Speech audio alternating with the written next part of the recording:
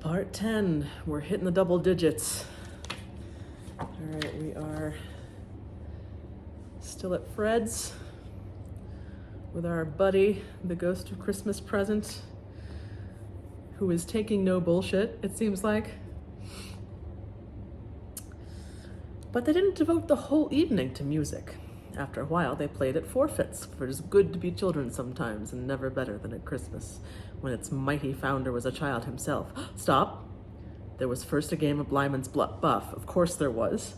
And I no more believe Topper was really blind than I believe he had eyes in his boots. My opinion is that it was a done thing between him and Scrooge's nephew, and that the ghost of Christmas present knew it. The way he went after that plump sister in the lace tucker was an outrage on the credulity of human nature. Knocking down the fire irons, tumbling over the chairs, bumping up against the piano, smothering himself against the curtains. Wherever she went, there went he.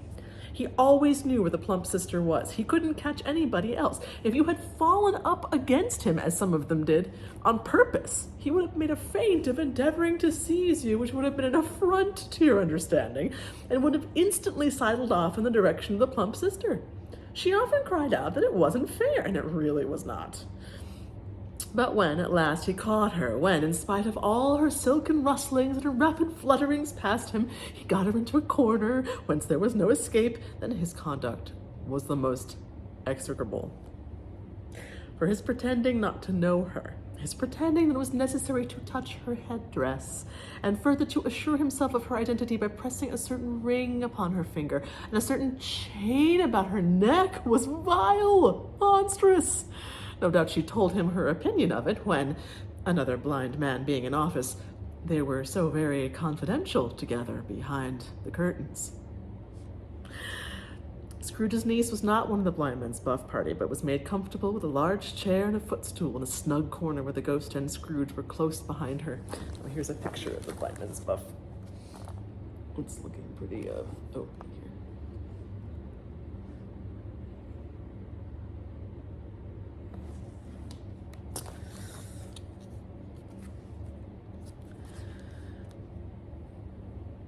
But she joined in the forfeits, and loved her love to admiration with all the letters of the alphabet.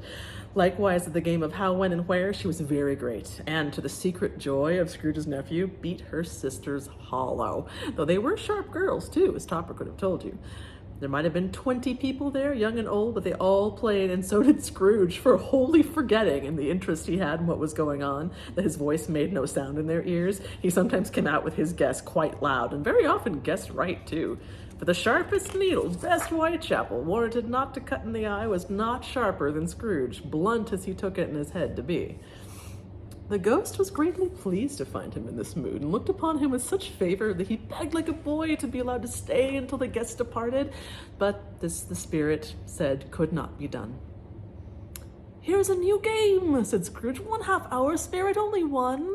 It was a game called Yes and No, where Scrooge's nephew had to think of something, the rest must find out what, he only answering their questions yes or no, as the case was. The brisk fire of questioning to which he was exposed elicited from him that he was thinking of an animal, a live animal, rather a disagreeable animal, a savage animal, an animal that growled and grunted sometimes, and talked sometimes, and lived in London, and walked about the streets, and wasn't made a show of, and wasn't led by anybody, and didn't live in a menagerie, was never killed in a market, was not a horse or an ass or a cow or a bull or a tiger or a dog or a pig or a cat or a bear. At every fresh question that was put to him, this nephew burst into a fresh roar of laughter and was so inexpressibly tickled that he was obliged to get up off the sofa and stamp. At last the plump sister, falling into a similar state, cried out, "I have found it out! I know what it is, Fred, I know what it is." "What is it?" cried Fred. "It's your Uncle Scrooge," which it certainly was. Admiration was the universal sentiment, though some objected that the reply to "Is it a bear?" ought to have been yes, inasmuch as an answer in the negative was sufficient to have diverted their thoughts from Mr. Scrooge, supposing they had ever had any tendency that way. "He has given us plenty of merriment, I am sure," said Fred, "and it would be ungrateful not to drink his health. Here is a glass of mulled wine ready to our hand at the moment, and I say, Uncle Scrooge." "Well, Uncle Scrooge," they cried. Mine's IPA again. "A Merry Christmas and a Happy New Year to the old man wherever he is," said Scrooge's nephew. "He wouldn't take it from me, but may he have it nevertheless." Uncle Scrooge. Uncle Scrooge had imperceptibly become so gay and light of heart that he would have pledged the unconscious company in return and thanked them in inaudible speech if the ghost had given him time.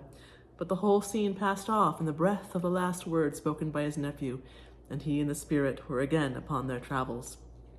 Much they saw, and far they went, and many homes they visited, but always with a happy end. The spirits stood beside sick beds, and they were cheerful. On foreign lands, and they were close at home. By struggling men, and they were patient in their greatest hope. By poverty, and it was rich. In almshouse, hospital, and jail, in misery's every refuge, where vain man in his little brief authority had not made fast the door and barred the spirit out, he left his blessing and taught Scrooge his precepts. It was a long night, if it were only a night, but Scrooge had his doubts of this because the Christmas holidays appeared to be condensed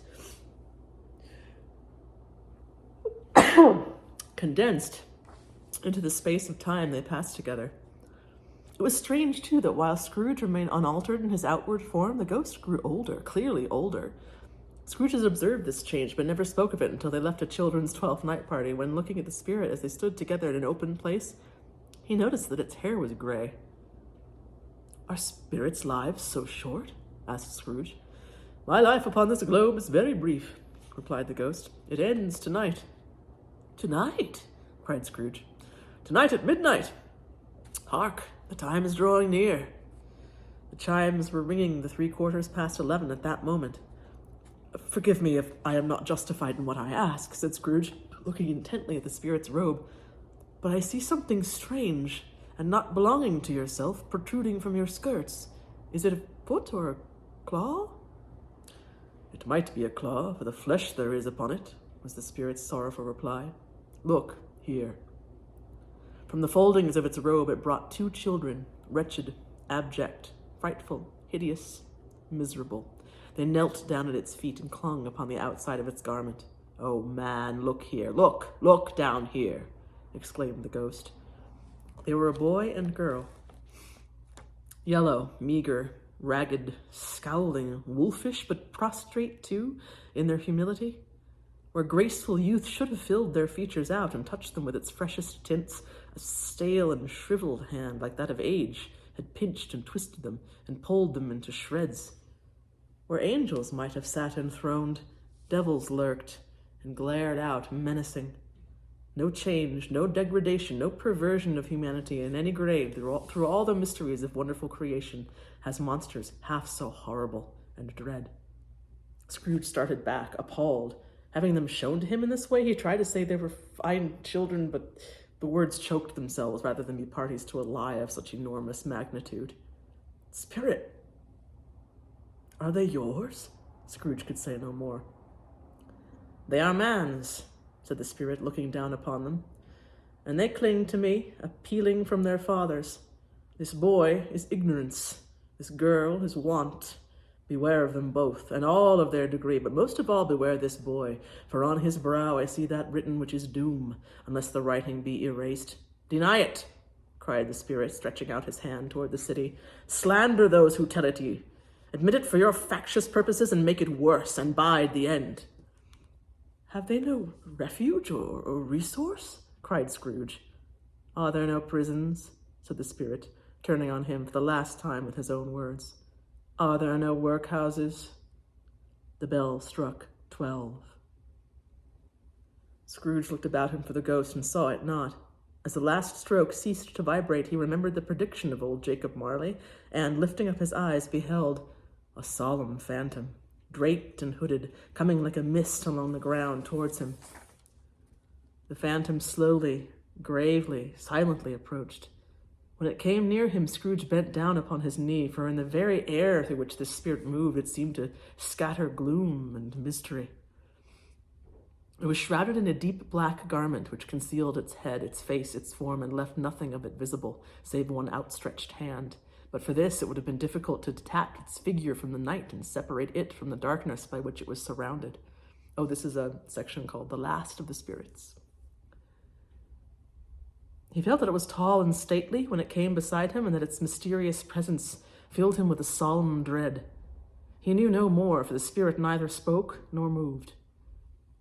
"I am in the presence of the ghost of Christmas yet to come," said Scrooge. The spirit answered not, but pointed onward with its hand.